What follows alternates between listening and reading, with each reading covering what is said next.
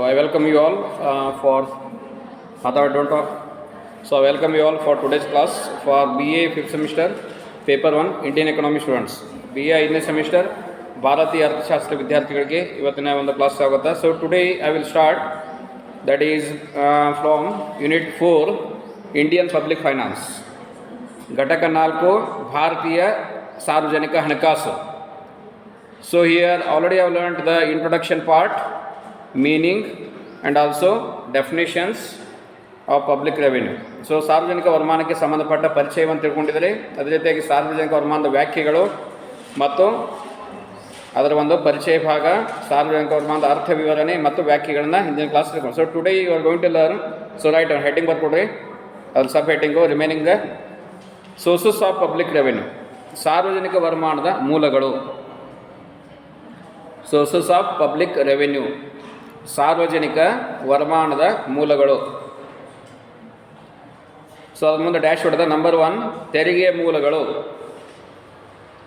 Tax revenue. And number 2 non tax revenue or income. Non tax revenue or income, ತೆರಿಗೆಯೇತರ ವರಮಾನ ಅಥವಾ ಆದಾಯ.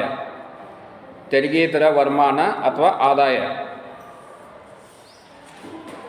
So after this I will start another fresh content, new content, that is public expenditure.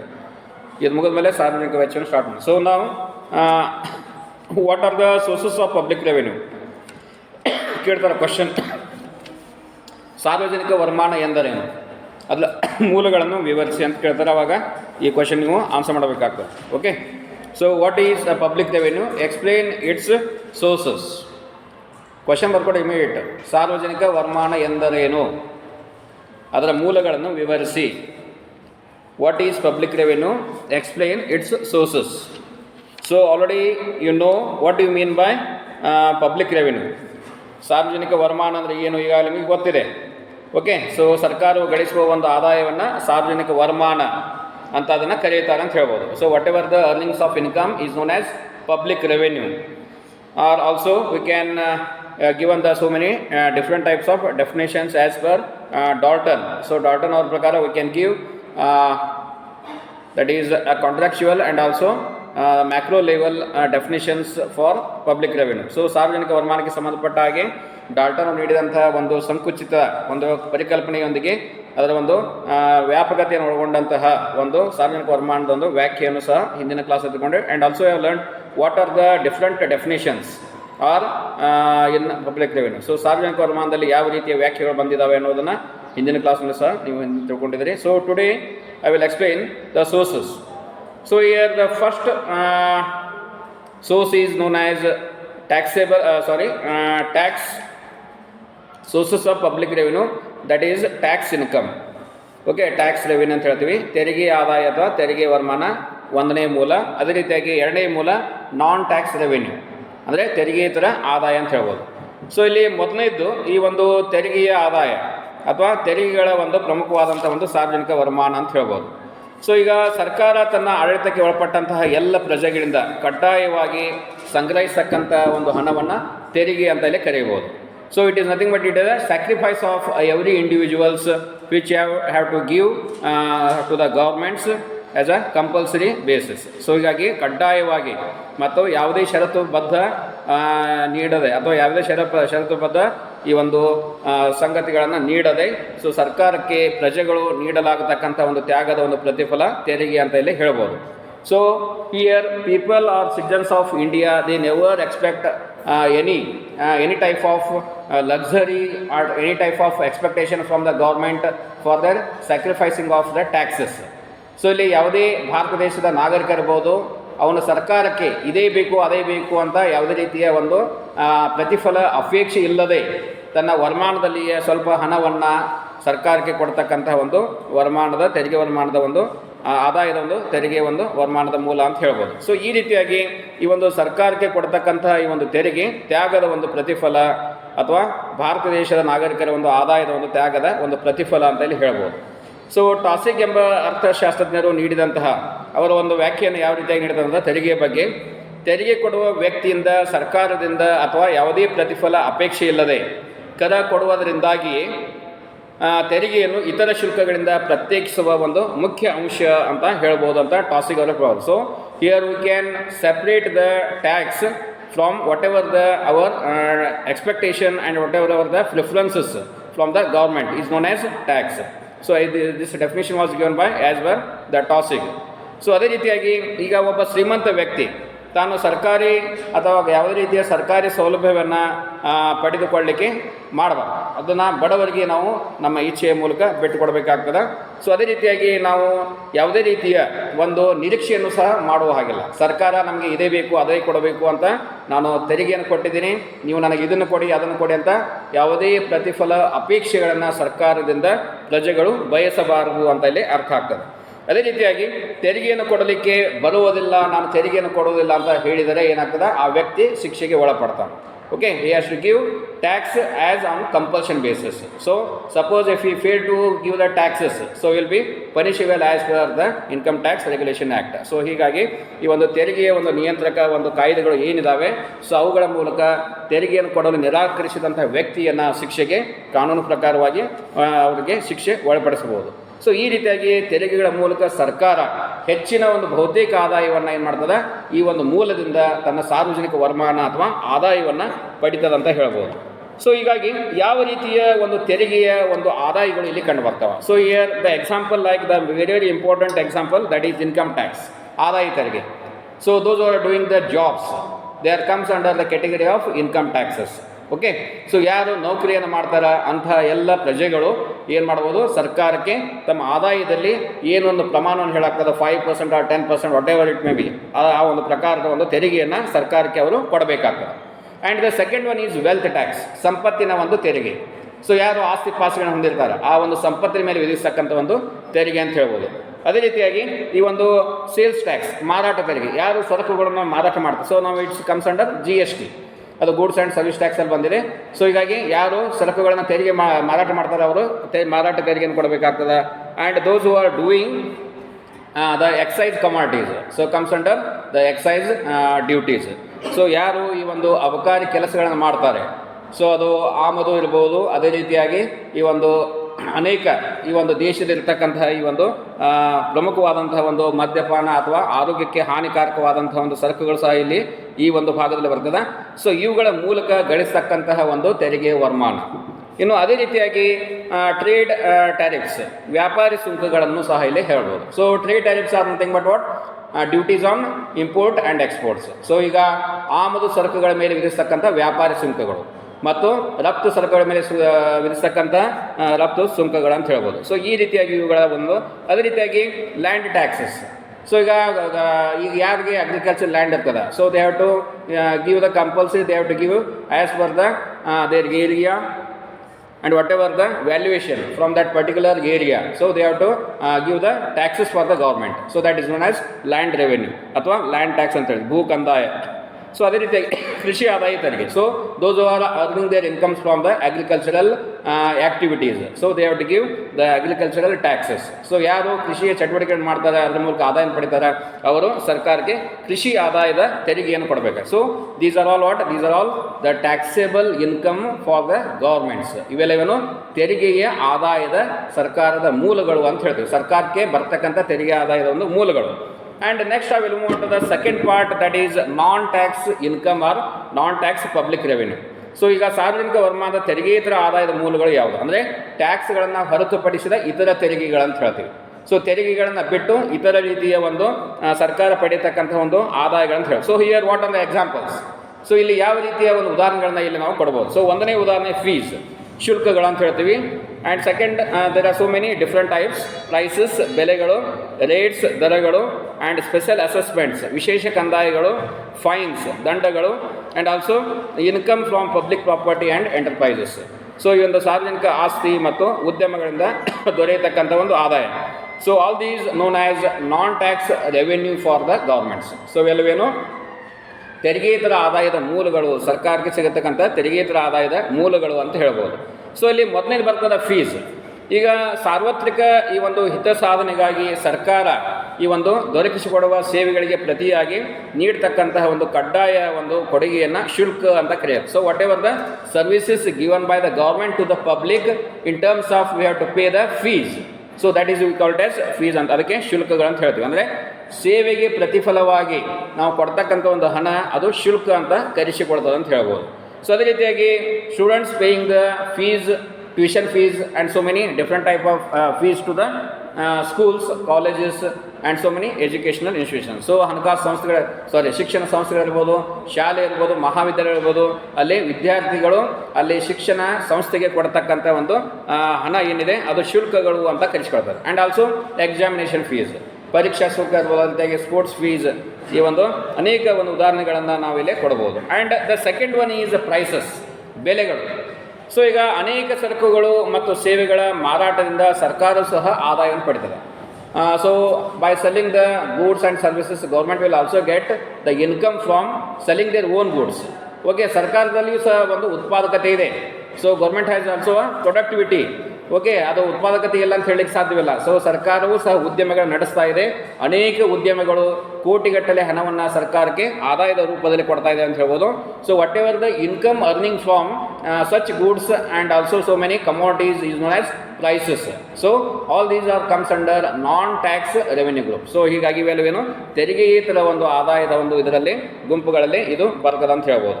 So ಈಗ example ಹೇಳ್ಬೋದು, ಸರ್ಕಾರ ಕೊಡ್ತಕ್ಕಂತಹ ಈ ಒಂದು ಬೆಲೆಗಳಲ್ಲಿ ಮುಖ್ಯವಾಗಿ ಸರಕುಗಳಿಗೆ ಸಂಬಂಧಪಟ್ಟಿದ್ದಿರ್ಬೋದು, ಅದೇ ರೀತಿಯಾಗಿ ಅಂಚೆ ಪತ್ರಗಳಿಗೆ ಸಂಬಂಧಪಟ್ಟಿರ್ಬೋದು, ರೈಲು ಟಿಕೆಟ್ಗಳು ಇರ್ಬೋದು, ಬಸ್ ಟಿಕೆಟ್ಗಳಿರ್ಬೋದು, ವಿಮಾನದ ಒಂದು ಟಿಕೆಟ್ಗಳಿರ್ಬೋದು. So all these are known as prices. ಇವುಗಳಿಗೆ ಅಂತೀವಿ ಬೆಲೆಗಳು ಅಂತ ಇಲ್ಲಿ ನಾವು ಕರೆಯಬಹುದು. ಇನ್ನು ಅದೇ ರೀತಿಯಾಗಿ ಕೆಲವೊಂದು ಸರಕುಗಳನ್ನು ಸಹ ಮಾಡ್ತದೆ, ಅದಕ್ಕೂ ಸಹ ನಾವು ಬೆಲೆಯನ್ನು ಪಾವತಿ ಮಾಡಬೇಕಾಗ್ತದೆ. ಸೊ ಇವುಗಳಿಗೆ ಬೆಲೆಗಳು ಅಂತ ಕರೆಯ. And third one is rates, ದರಗಳು. ಸೊ ಇಲ್ಲಿ ಪುರಸಭೆಗಳು, ತಾಲೂಕು ಮಂಡಳಿಗಳು, ಜಿಲ್ಲಾ ಪರಿಷತ್ಗಳು ಮತ್ತು ಸ್ಥಳೀಯ ಸಂಸ್ಥೆಗಳು ವಿಧಿಸುವ ಒಂದು ಕಂದಾಯಗಳಿಗೆ ದರಗಳು ಅಂತ ಹೇಳ್ತೀವಿ. So all these are known as local bodies levies the taxes on different taxes on as per the ಪುರಸಭಾ, ತಾಲೂಕಾ, ಜಿಲ್ಲಾ panchayat is known as special revenues are these special revenues known as rates. ಇವುಗಳಿಗೆ ದರಗಳು ಅಂತ ಕರೆಯಲಾಗ್ತದೆ. ಅಂದರೆ ವಿಶೇಷ ಕಂದಾಯಗಳನ್ನು ವಿಧಿಸ್ತಕ್ಕಂತಹ ಈ ರೀತಿಯ ತಾಲೂಕು ಮಂಡಳಿ, ಜಿಲ್ಲಾ ಪಂಚಾಯಿತಿ, ಪುರಸಭೆಗಳು ವಿಧಿಸ್ತಕ್ಕಂಥ ಒಂದು ಕಂದಾಯಗಳಿಗೆ ದರಗಳು ಅಂತ ಇಲ್ಲಿ ಕರೆಯಲಾಗ್ತದೆ.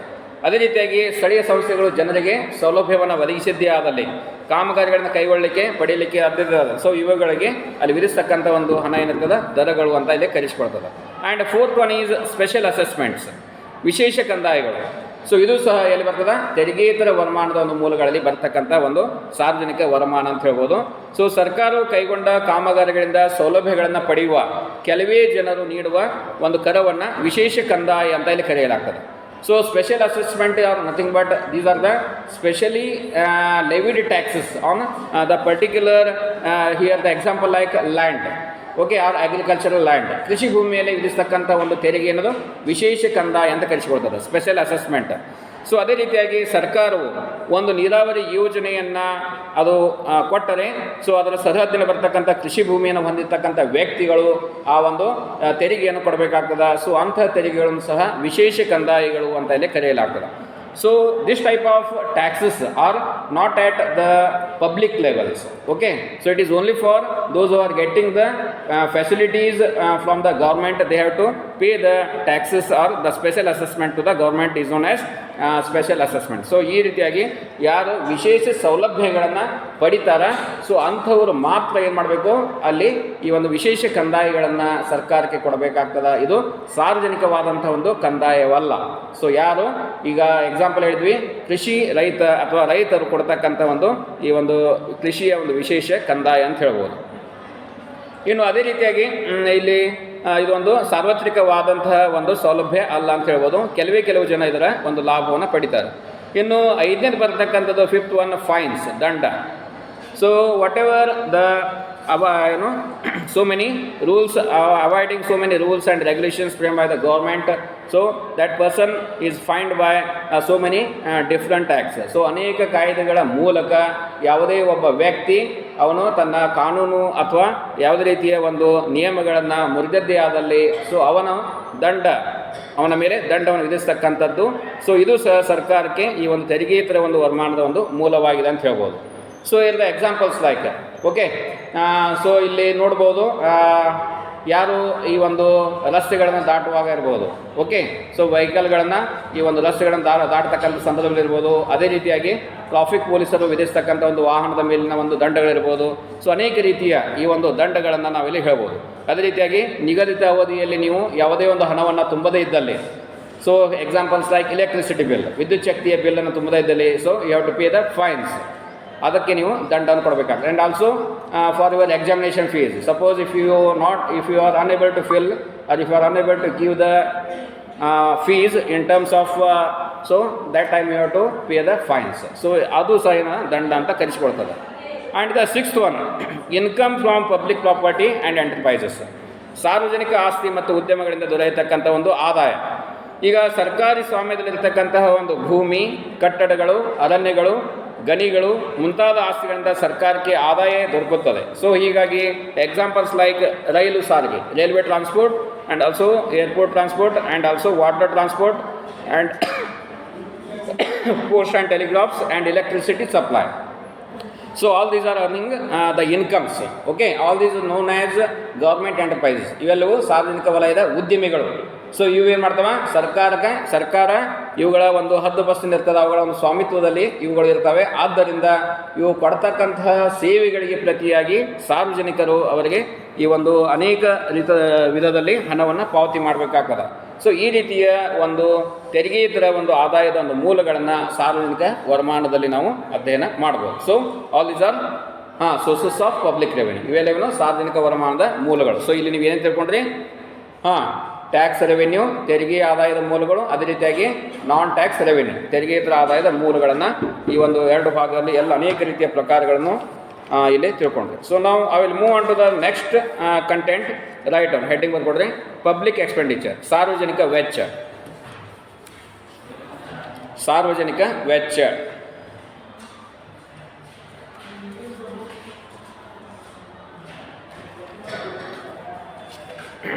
ಪಬ್ಲಿಕ್ ಎಕ್ಸ್ಪೆಂಡಿಚರ್, ಸಾರ್ವಜನಿಕ ವೆಚ್ಚ. So you know revenue and you know the expenditure. What is the difference between revenue and expenditure? ಆದಾಯ ಮತ್ತು ವೆಚ್ಚಗಳಲ್ಲಿ ವ್ಯತ್ಯಾಸವೇನು? ಯಾವುದಕ್ಕೆ ಆದಾಯ ಅಂತಾರೆ, ಯಾವುದಕ್ಕೆ ವೆಚ್ಚ ಅಂತ ಹೇಳ್ತಾರೆ? Which is the revenue or income or which is the expenditure?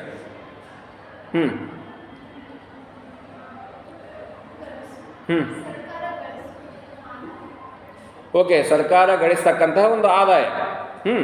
What ever the earnings earn by government in different types of enterprise in different ways.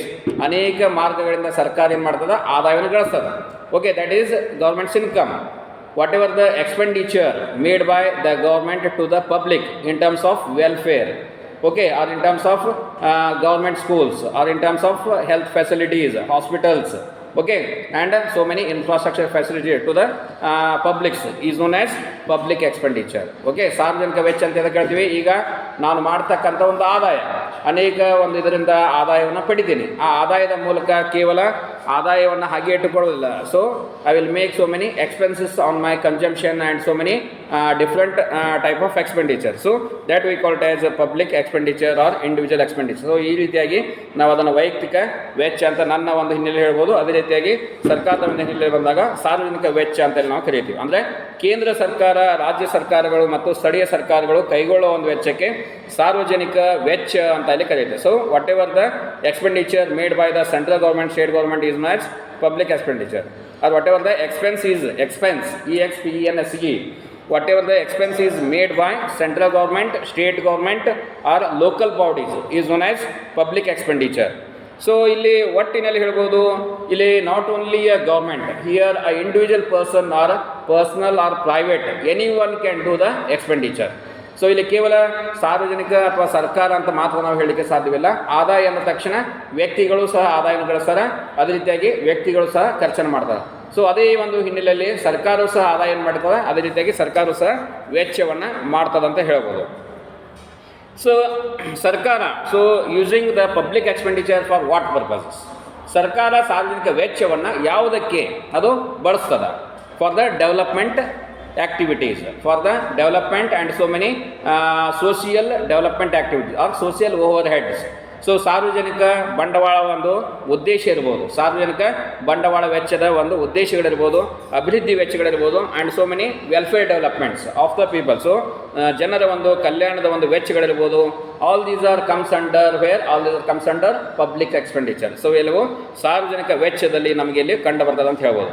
So ಶತಮಾನಕ್ಕೆ ಮೊದಲು ಸಾರ್ವಜನಿಕ ವೆಚ್ಚ ಅನಾವಶ್ಯಕವಾಗಿತ್ತು ಅಂತ ಅಭಿಪ್ರಾಯ ಪಡಲಾಗಿತ್ತು ಅಂತ ಹೇಳಿ. So before I mean 100 years back or 200 years back, so public expenditure is a concept which is not necessary in the economics literature. So ಇದು ಅರ್ಥಶಾಸ್ತ್ರದ ಅನಾವಶ್ಯಕವಾದಂಥ ಪರಿಭಾವನೆ ಅಂತ ಇದು 100-200 ವರ್ಷಗಳ ಹಿಂದೆ ಅಭಿಪ್ರಾಯ ಪಡಲಾಗಿತ್ತು.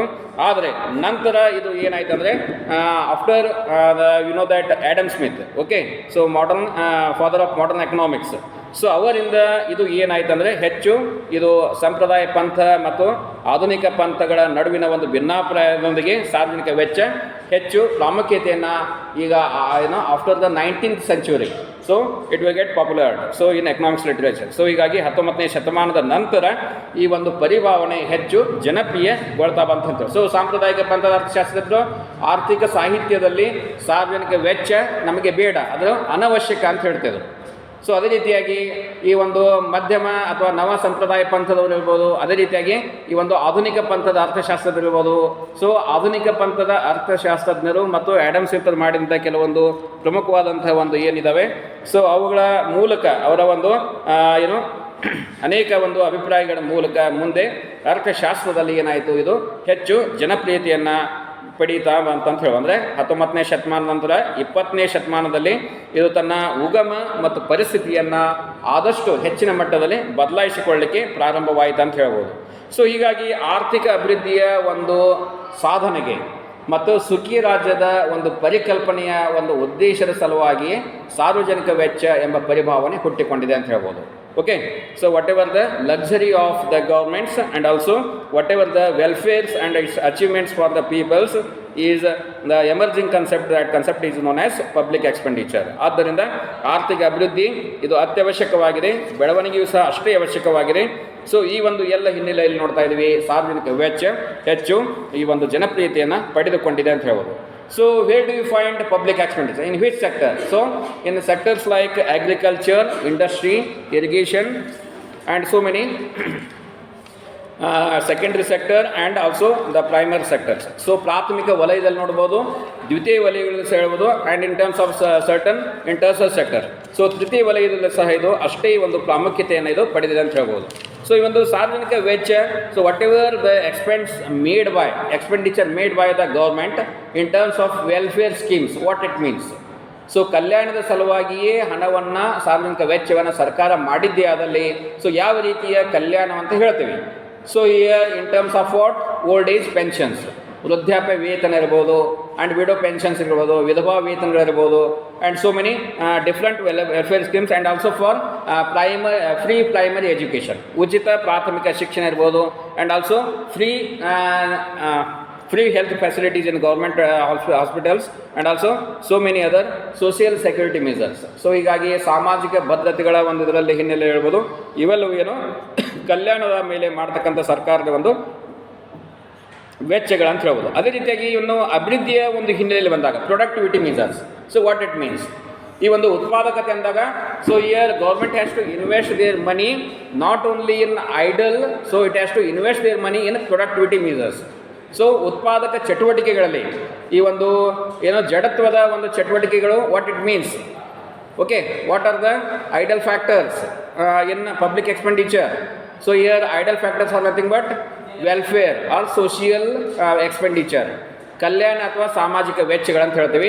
ಅಲ್ಲಿ ಹಣವನ್ನು ಹೂಡಿಕೆ ಮಾಡಲಾಗ್ತದೆ, ಆದರೆ ಉತ್ಪಾದಕತೆ ಅದರಿಂದ ಸಿಗುವುದಿಲ್ಲ, ಜನರಿಗೆ ಕಲ್ಯಾಣ ಆಗ್ತದೆ. So all these are idle expenditure. ಇವೆಲ್ಲವೂ ಜಡತ್ವದ ವೆಚ್ಚಗಳು, ಇವುಗಳಿಂದ ಯಾವುದೇ ರೀತಿಯ ಉತ್ಪಾದಕತೆಯನ್ನು ಸರ್ಕಾರ ಪಡೆಯಲಿಕ್ಕೆ ಸಾಧ್ಯವಿಲ್ಲ. ಸೊ ಹೀಗಾಗಿ where do you get that productivity expenditure?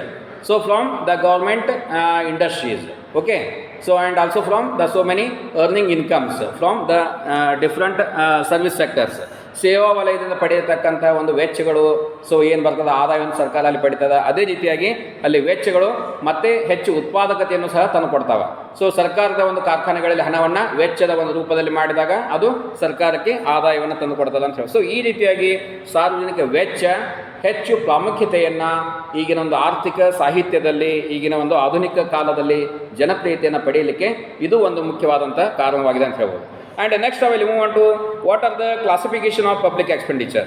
ಸಾರ್ವಜನಿಕ ವೆಚ್ಚದ ಒಂದು ವಿಂಗಡಣೆಯನ್ನು ಎರಡು ರೀತಿಯಲ್ಲಿ ಮಾಡಲಾಗ್ತದೆ. So the first one is development expenditure and the second one is non development expenditure. ಅಭಿವೃದ್ಧಿ ವೆಚ್ಚ ಅಂತ ಒಂದನೇದು, ಎರಡನೇದು ಅಭಿವೃದ್ಧಿಯೇತರ ವೆಚ್ಚವಂತ ಎರಡು ರೀತಿಯ ಪ್ರಕಾರಗಳನ್ನು ಸಾರ್ವಜನಿಕ ವೆಚ್ಚಗಳಲ್ಲಿ ಮಾಡಲಾಗ್ತದೆ ಅಂತ ಹೇಳ್ಬೋದು. ಸೊ ಈಗ ಅಭಿವೃದ್ಧಿ ವೆಚ್ಚದಲ್ಲಿ ಯಾವ ಸಾರ್ವಜನಿಕ ವೆಚ್ಚದ ಪರಿಣಾಮವಾಗಿ ವಾಸ್ತವ ಅಭಿವೃದ್ಧಿ ಗೋಚರಿಸುವುದು ಅಂತಹ ವೆಚ್ಚವನ್ನು ಅಭಿವೃದ್ಧಿ ವೆಚ್ಚ ಅಂತ ಇಲ್ಲಿ ಕರೆಯಲಾಗ್ತದೆ. So whatever the expenditure is in the visible development activities is known as development expenditure. Here the examples like agriculture, industry, transport and communication, education, health and sanitization, and also so many examples for the development expenditure. So ಈ ರೀತಿಯ ಒಂದು ಅನೇಕ ಕೃಷಿ, ಕೈಗಾರಿಕೆ, ಸಾರಿಗೆ ಮತ್ತು ಸಂಪರ್ಕ, ಶಿಕ್ಷಣ, ಆರೋಗ್ಯ, ನೈರ್ಮಲೀಕರಣ, ವಸತಿ, ಸೊ ಇವುಗಳ ಮೇಲೆ ಮಾಡ್ತಕ್ಕಂಥ ಒಂದು ವೆಚ್ಚಗಳು ಏನಂತವೆ ಅವು ಅಭಿವೃದ್ಧಿ ವೆಚ್ಚ ಅಂತ ಕರೆಸಿಕೊಳ್ಳಲಾಗ್ತದೆ. ಅದೇ ರೀತಿಯಾಗಿ ಇವುಗಳಲ್ಲಿ ಉತ್ಪಾದನೆ ಹೆಚ್ಚಳವು ಸಹ ಸದೃಶ್ಯವಾಗಿ ಇಲ್ಲಿ ಕಂಡು ಬರ್ತದೆ ಅಂತ ಹೇಳ್ಬೋದು. ಸೊ ಉತ್ಪಾದನಾ ಸಾಮರ್ಥ್ಯದ ಒಂದು ಏರಿಕೆಗೆ ಪರೋಕ್ಷವಾಗಿಯೂ ಸಹ ಅಭಿವೃದ್ಧಿ ವೆಚ್ಚಗಳಲ್ಲಿ ನಮಗೆ ವೆಚ್ಚಗಳು ಏನಾಗ್ತವೆ ಸಿಗ್ತಾವೆ. ಅವುಗಳಿಗೆ ಅನೇಕ ರೀತಿಯ ಒಂದು ವೆಚ್ಚಗಳು ಸಹ ಕೂಡ್ತಾ ಹೋಗ್ತಾವೆ. ಮತ್ತು ಅದೇ ರೀತಿಯಾಗಿ ಇವುಗಳ ಒಂದು ವೆಚ್ಚಗಳನ್ನು ಉತ್ಪಾದಕ ವೆಚ್ಚ ಅಂತಲೂ ಸಹ ನಾವಿಲ್ಲಿ ಕರಿತೀವಿ. So we also call it as a productive expenditure because one expenditure is lead to another different types of expenditure. So that is why we call it as productive expenditure. ಆದ್ದರಿಂದ ಇದಕ್ಕೇನು ಕರಿತೀವಿ ಉತ್ಪಾದಕ ವೆಚ್ಚಗಳು ಅಂತಲೂ ಸಹ ನಾವು ಇದನ್ನು ಕರಿತೀವಿ. And the second one is non development expenditure, ಅಭಿವೃದ್ಧಿಯೇತರ ವೆಚ್ಚ. ಇದು ಅಭಿವೃದ್ಧಿಗೆ ಸಹಕಾರಿಯಾಗದ ಆದರೆ ಅವಶ್ಯಕವಾಗಿ ಮಾಡಬೇಕಾಗಿರುವ ಒಂದು ವೆಚ್ಚವಾಗಿದೆ. So what already have explained whatever the welfare measures, okay. ಅದೇ ರೀತಿಯಾಗಿ ಸೋಷಿಯಲ್ ಸೆಕ್ಯೂರಿಟಿ ಮೀಸರ್ಸ್, ಸಾಮಾಜಿಕ ಭದ್ರತಾ ಕ್ರಮಗಳಿರ್ಬೋದು, ಅದೇ ರೀತಿಯಾಗಿ ಕಲ್ಯಾಣದ ಒಂದು ಕಾರ್ಯಕ್ರಮಗಳಿರ್ಬೋದು, ಅದೇ ರೀತಿಯಾಗಿ ಈ ಒಂದು ಡಿಫೆನ್ಸ್ ಸರ್ವಿಸಸ್ ಇರ್ಬೋದು, ಆಡಳಿತಾತ್ಮಕ ರಕ್ಷಣಾತ್ಮಕ ಸೇವೆಗಳಿರ್ಬೋದು, ಆ್ಯಂಡ್ ಅಡ್ಮಿನಿಸ್ಟ್ರೇಟಿವ್ ಸರ್ವಿಸ್ ಆಡಳಿತಾತ್ಮಕ ಸೇವೆಗಳಿರ್ಬೋದು, ಅದೇ ರೀತಿಯಾಗಿ ಡೆಟ್ಸ್ ಆನ್ ದ ಲೋನ್ಸ್ ಸಾಲಗಳ ಮೇಲಿನ ಬಡ್ಡಿ ಇರ್ಬೋದು, ಆ್ಯಂಡ್ ಆಲ್ಸೋ ಪೆನ್ಷನ್ಸ್ ವಿಶ್ರಾಂತಿ ವೇತನಗಳಿರ್ಬೋದು, ಪಿಂಚನ್ಗಳಿರ್ಬೋದು.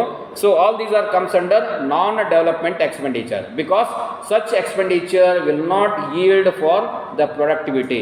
ಸೊ ಈ ರೀತಿಯ ವೆಚ್ಚಗಳು ಸರ್ಕಾರ ಜನರ ಮೇಲೆ ಏನು ಮಾಡ್ತದೆ ಅದರಿಂದ ಸರ್ಕಾರ ಯಾವುದೇ ರೀತಿಯ ಉತ್ಪಾದಕತೆಯನ್ನು ಪಡೆಯಲಿಕ್ಕೆ ಅವರಿಂದ ನಿರೀಕ್ಷೆ ಮಾಡಲಿಕ್ಕೆ ಸಾಧ್ಯವೇ ಇಲ್ಲ. ಆದ್ದರಿಂದ ಇಂತಹ ವೆಚ್ಚಗಳನ್ನು ಅಭಿವೃದ್ಧಿಯೇತರ ವೆಚ್ಚಗಳು ಅಂತ ಹೇಳಿ ಕರೆಯಲಾಗ್ತದೆ. ಅಲ್ಲದೆ ಇದು ಮತ್ತೊಂದು ಹೆಸರಿನಿಂದ ಕರೆಸಿಕೊಳ್ಳೋದಾದ ದಟ್ ಈಸ್ ನೋನ್ ಆಸ್ ಅನುತ್ಪಾದಕ ವೆಚ್ಚ, ಅನ್ಪ್ರೊಡಕ್ಟಿವ್ ಎಕ್ಸ್ಪೆಂಡಿಚರ್ ಅಂತಲೂ ಸಹ ನಾವು ಇದನ್ನು ಕರಿತೀವಿ. ಓಕೆ. ಸೊ ಈ ರೀತಿಯಾಗಿ ಈ ಒಂದು ಸಾರ್ವಜನಿಕ ವೆಚ್ಚದ ಎರಡು ಪ್ರಕಾರಗಳನ್ನು ನಾವು ಇಲ್ಲಿ ತಿಳ್ಕೊಂಡ್ವಿ. ಸೊ ಅದೇ ರೀತಿಯಾಗಿ ಈ ಒಂದು ಸಾರ್ವಜನಿಕ ವೆಚ್ಚವನ್ನು ಯೋಜನಾ ವೆಚ್ಚ ಮತ್ತು ಯೋಜನೇತರ ವೆಚ್ಚ ಅಂತಲೂ ಸಹ ನಾವು ಕರೆಯಬಹುದು. So again we can classify in a different terms is known as plan expenditure and also non plan expenditure. So ಈಗ ಹೇಗೆ ಅಭಿವೃದ್ಧಿ ವೆಚ್ಚ, ಅಭಿವೃದ್ಧಿಯೇತರ ವೆಚ್ಚ ಅಂತ ಮಾಡ್ತೀವಿ, ಅದೇ ರೀತಿಯಾಗಿ ಈ ಒಂದು ವೆಚ್ಚಗಳನ್ನು ಯೋಜನೆಗಳ ಆಧಾರಿತ ಒಂದು ವರ್ಗದ ಮೇಲೆ ಯೋಜನಾ ವೆಚ್ಚ ಮತ್ತು ಯೋಜನೇತರ ವೆಚ್ಚಗಳು ಅಂತ ಎರಡು ರೀತಿಯ ಪ್ರಕಾರಗಳನ್ನು ನಾವಿಲ್ಲಿ ಮಾಡಬಹುದು.